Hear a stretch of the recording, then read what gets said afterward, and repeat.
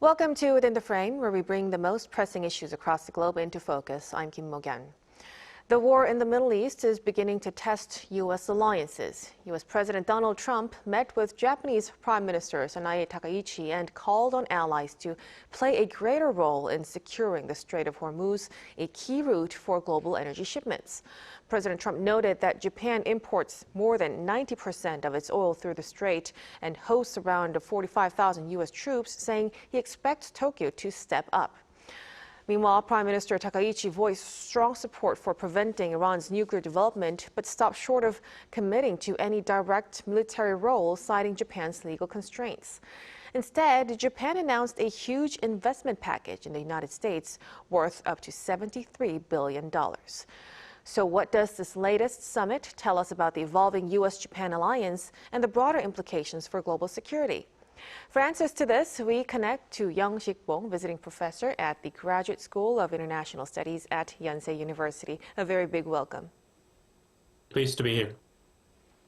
And also joining us is Matthew David Jenkins, Associate Professor of Political Science at Gyeongsang National University. Thank you so much for joining us. Thank you for having me. So let's start a discussion right away with Professor Bong, with the summit itself. Yesterday's meeting between President Trump and Prime Minister Takaichi took place at a very tense moment, as we all know, in the Middle East. How do you see the overall outcome of that summit? Well, the Prime Minister of Japan, Madame Takaichi, was in envious position to cope with the pressure from President Donald Trump of the United States for dispatching naval ships for the purpose of escorting commercial vessels in the Strait of Hormuz in the middle of very tense military conflicts taking place between Iran on one hand and the United States and Israel on the other hand. But the conclusion of the summit meeting between the two leaders, although it failed to produce the type of outcome that President Trump hoped to see.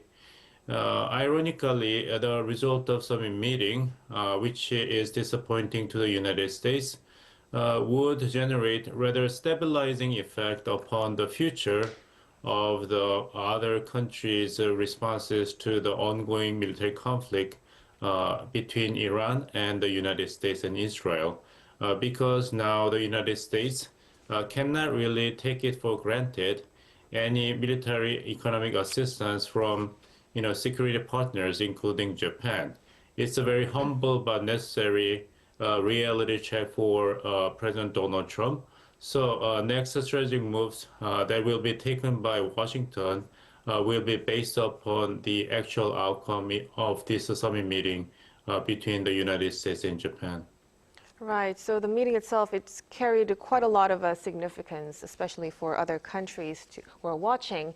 And one of the key issues there was the Strait of Hormuz. President Trump said he expects Japan to step up, but Japan actually avoided making any concrete commitment. Professor Jenkins, what do you think made of that gap between U.S. expectations and the response by Tokyo?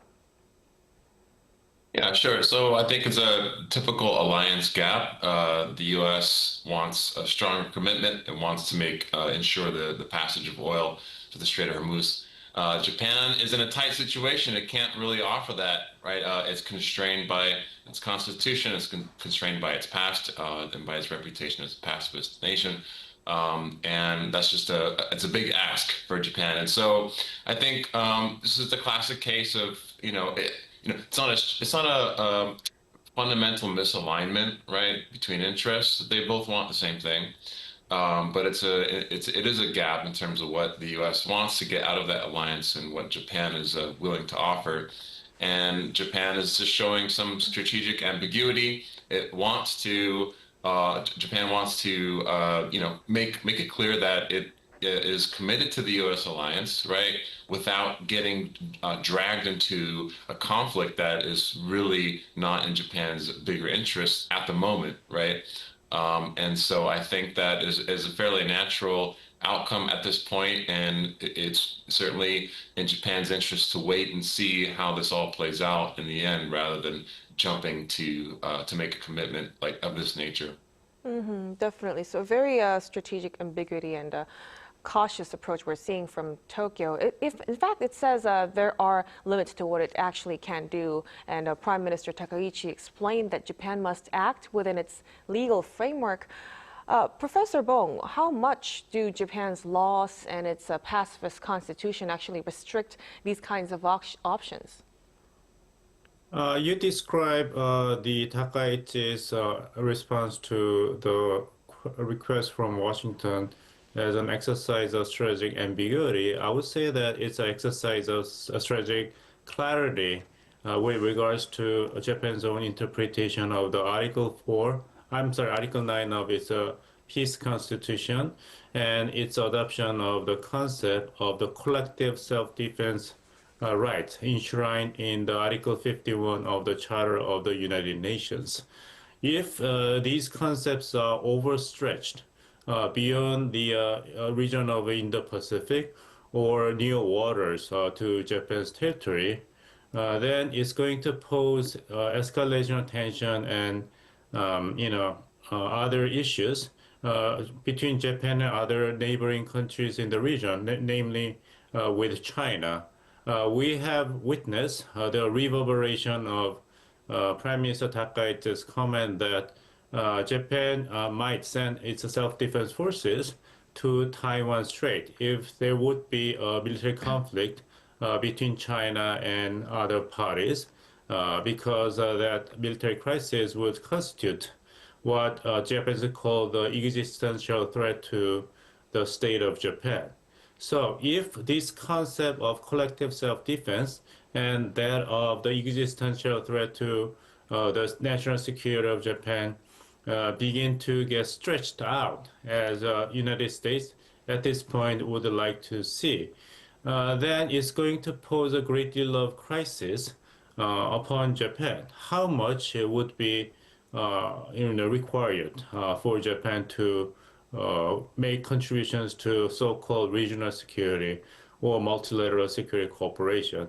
And Japan was never consulted by the United States prior to its decision to start a war in Iran. So using these legal arguments may be critically viewed by Washington, but the responsibility lies in the hand of the Trump administration, which failed to get proper prior consultation with U.S. allies, including Japan, before it criticized Japan's interpretation of its constitution on this matter. So we'll have to see how Washington would react moving forward. But from Washington's perspective, the argument, it seems quite clear. President Trump pointed out that Japan imports over 90% of its oil through the Hormuz and hosts around 45,000 troops. Professor Jenkins, is this essentially a message that American allies who are, protected by the U.S. should now do more? Yeah, certainly. I mean, I think it is, right? It's something that the Trump administration has been saying for quite a long time, right? That its allies should support its efforts more and should do their, pay their fair share, so to speak, or maybe more than that. And yeah, this is an example of that. But it's also like a bigger argument about how we have this shared global system, right? That the U.S. has largely created, but along with its allies, and this global system benefits us all. And it's kind of a rare, a rare note of sort of subtlety in the Trump, that's sort of rare to the Trump administration in the sense that it's trying to highlight the shared global interest rather than highlight the fact that we are providing something for you and you must do something for us, right? The tit for tat sort of strategy that's a rhetoric rather that's usual for the Trump. For example, we provide security, you got to provide something for us, right? It's similar to that, but it's more like, hey, look, we have this global this global network, and you benefit from it, and we benefit from it too. But we have a shared interest in protecting it, right? And it's that kind of logic is maybe more persuasive, maybe not. But yeah, I think it's a little bit like more complicated than just pay up or something like this. It's like, look, this is like a serious an issue, and it's fundamental to both of our interests, right? And so it's a nice bit of subtlety from the Trump administration. Now, let's look back at the bigger picture now. The Strait of Hormuz, it's one of the most critical choke points for global energy supply.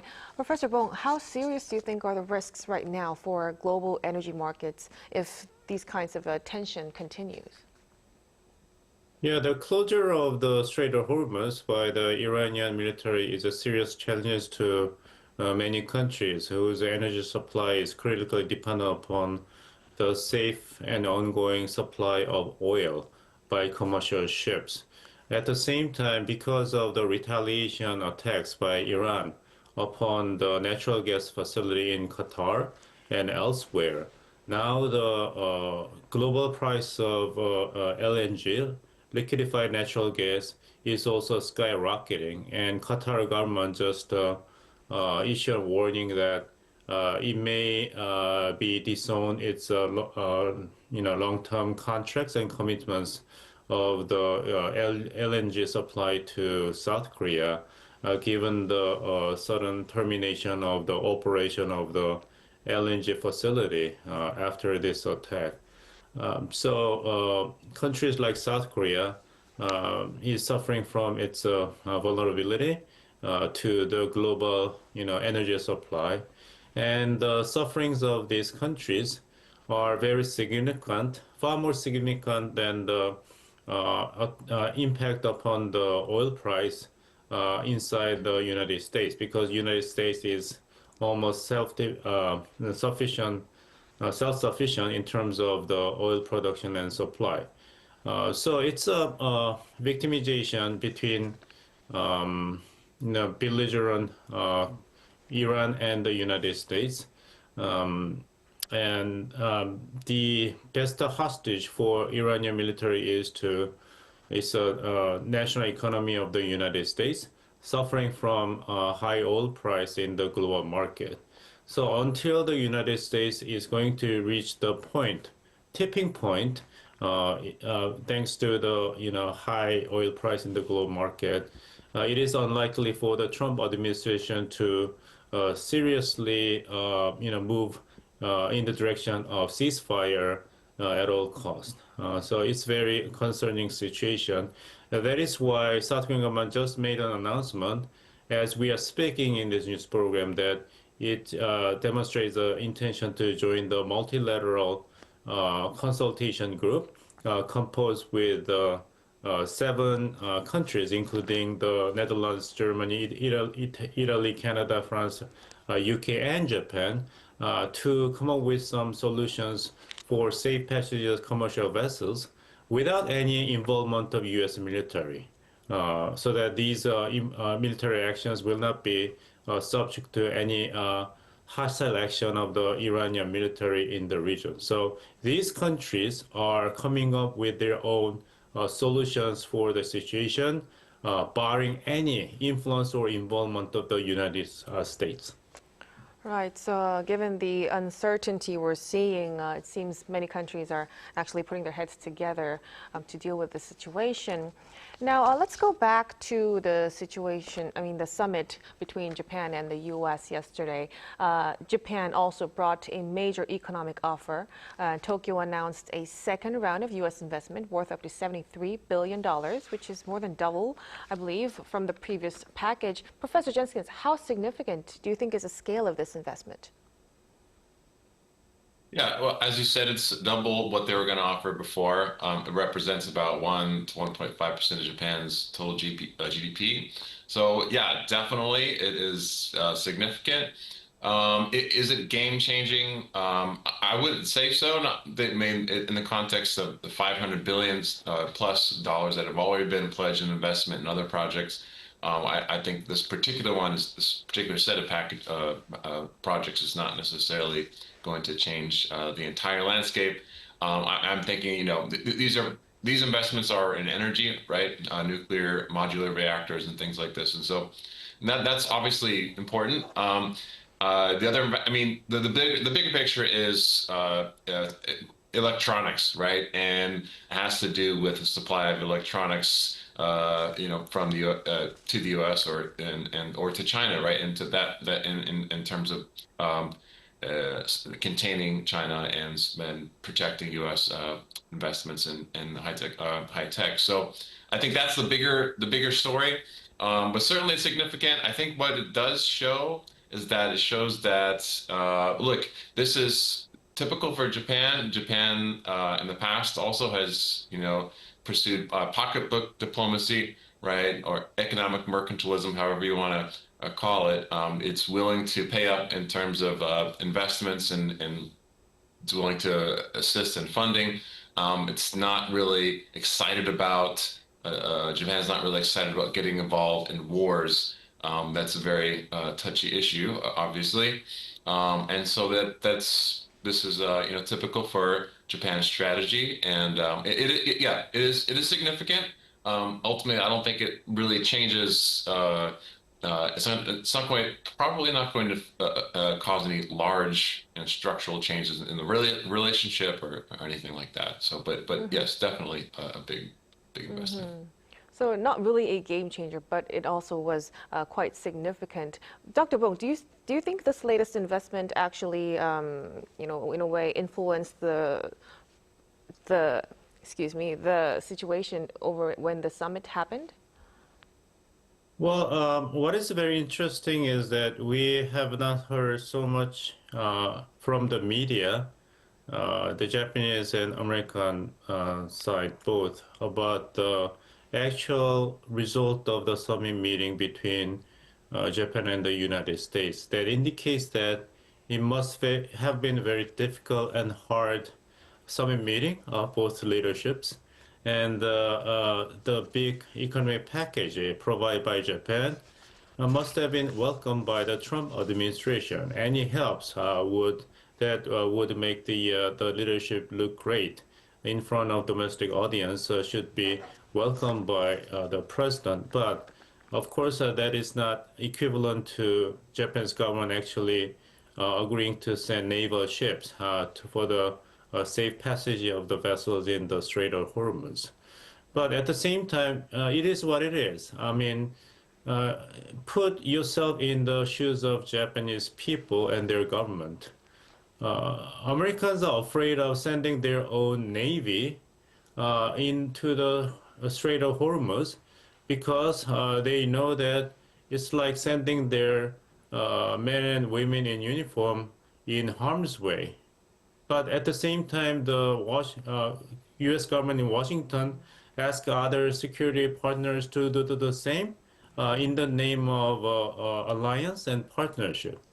So there's no reason for these countries to accept the offer as a rational and reasonable demand by the United States. And why these countries are not so much afraid of possible backlash, if not punishment, from the Trump administration after all the dust gets settled? Because these European countries and Canada and other countries had already suffered from retaliation and punishment and insulting and bullying behavior of the Trump administration of the United States, including the reciprocal tariffs, all the diplomatic, ignorance and the assaults already. So they're basically saying that we are not going to succumb to your pressure anymore because we learned that succumbing to your demand only whet your appetite even further. So they basically declare that we already suffered the cost of entrapment with the United States, and we are going to see our relations with the United States, not just in terms of strategic asset, but in terms of strategic liability and burden as well. Then, Dr. Bong, do you think the latest meeting between, of course, Japan was the first ally to meet President Trump after this situation, how much of an impact do you think it would have for other U.S. allies? Well, I mean, it's a good example as a reference point to other allies. But at the same time, all these countries having good relations with the United States since the end of the Second World War share the interest in maintaining the post-war liberal international system because they have been major beneficiaries alongside with the United States. This is going to be a turning point in terms of the United States and its security and economic partners to reset their partnerships, whether there might be some way to restore, if not improve, the undermined liberal international order for the first plus year of the Trump administration in its second term. But it is up to the Trump administration whether it's going to have a serious look into itself if this type of foreign policy behavior can be sustainable, especially when the Republican Party and the administration are facing the midterm election in November this year. So we'll have to keep close eyes on the latest developments. But as for now, we'll have to conclude our discussion right here. Thank you so much for your insights, Professor Bong. You're welcome. And also Professor Jenskins. We really appreciate it. Thank you so much. And that'll be all from us on Within the Frame. Be sure to tune in again next time as we continue to explore the stories that matter. Until then, stay informed and engaged.